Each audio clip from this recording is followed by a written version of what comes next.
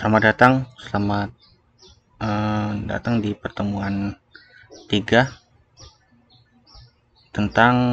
masih tentang lexical analysis dengan Lex ya. Nah, hari ini kita akan coba memparsing program sederhana ini dalam bahasa Pascal ini ke dalam bentuk seperti ini. Nah, jadi seperti ini. Jadi lexical analysis ini gunanya adalah tahap pertama dalam compiler. Gunanya ini untuk memparsing tulisan-tulisan dalam program ini. Misalnya ini program ini adalah keyword. Nah, keyword test ini adalah identifier dan semikolon. Nah, seperti ini. Tujuannya ini untuk membentuk program-program ini menjadi token-token. Nah, atau lexical analysis ini sering disebut sebagai tokenization. Nah, ini gunanya untuk menghapus seperti spasi-spasi atau tab atau komentar, itu tidak akan di-compile oleh compiler. Nah, gunanya seperti itu. Nah, ini adalah rule regular expression yang akan digunakan. Nah, seperti ini program ini adalah salah satu keyword dalam bahasa Pascal, atau write ln, begin, end, if, then, else, break key, var. Nah, itu ada keyword. Nah, tanda garis lurus seperti ini itu menandakan atau. Nah, misalnya dalam program ini ditulis program atau write atau ln, itu ada keyword. Nah, nanti akan dituliskan keyword seperti ini. Nah, ini kan program keyword, var keyword, begin keyword, dan seterusnya. Nah, ini integer, misalnya integer, boolean, itu kan data type, dipisahkan sama seperti ini, atau ini artinya atau, regular expression. Nah, kalau ditulis semikolon akan di print semikolon gitu. Nah, kalau ini di antara tanda petik ini ada itu titik dan tanda bintang.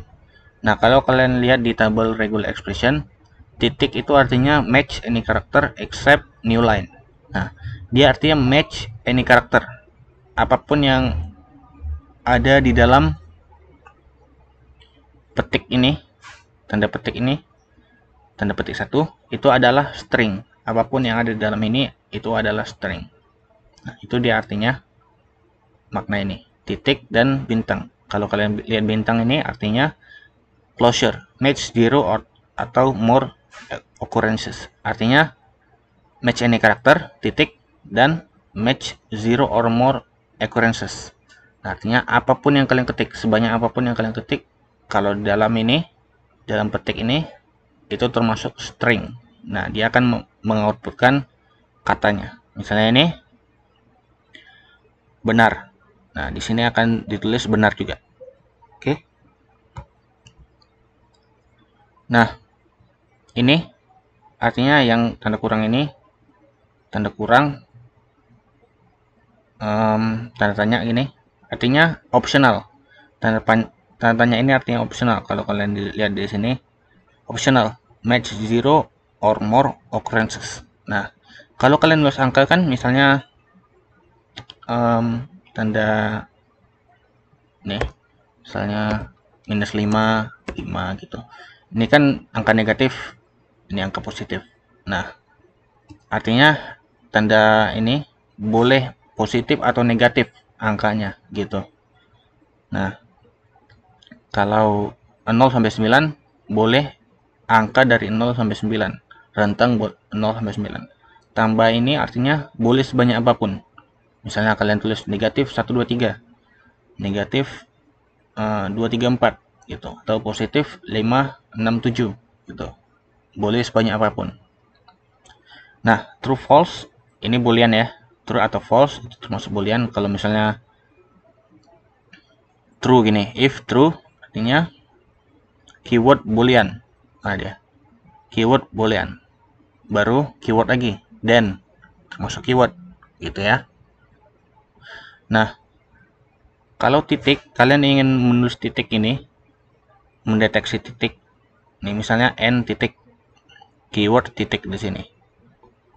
Nah, kalian ingin mendeteksi titik, itu harus gunakan tanda miring seperti ini. Karena titik itu termasuk regular expression. Nah,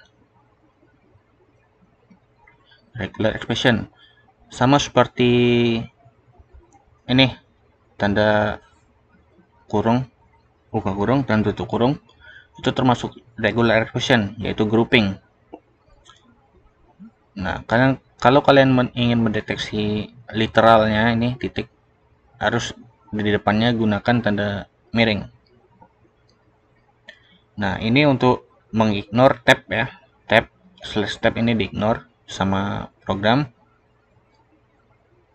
Dan new line juga.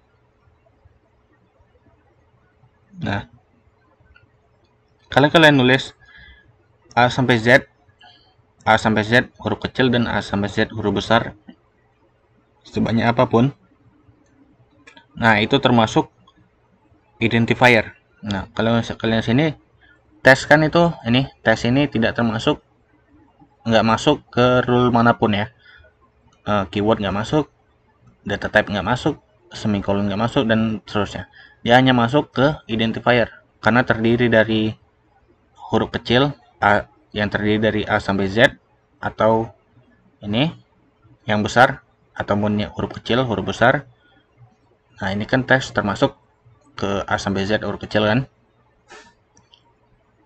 maka dia ditulis ini sebagai identifier.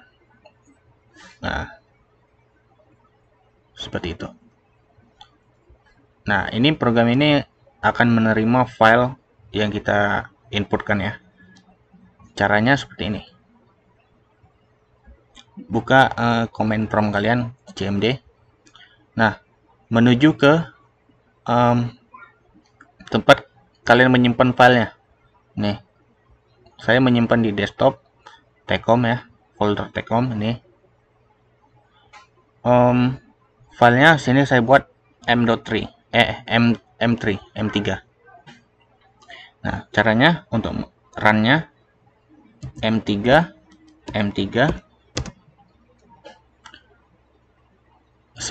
spasi nama file program kalian. Di sini saya nama programnya in.pass.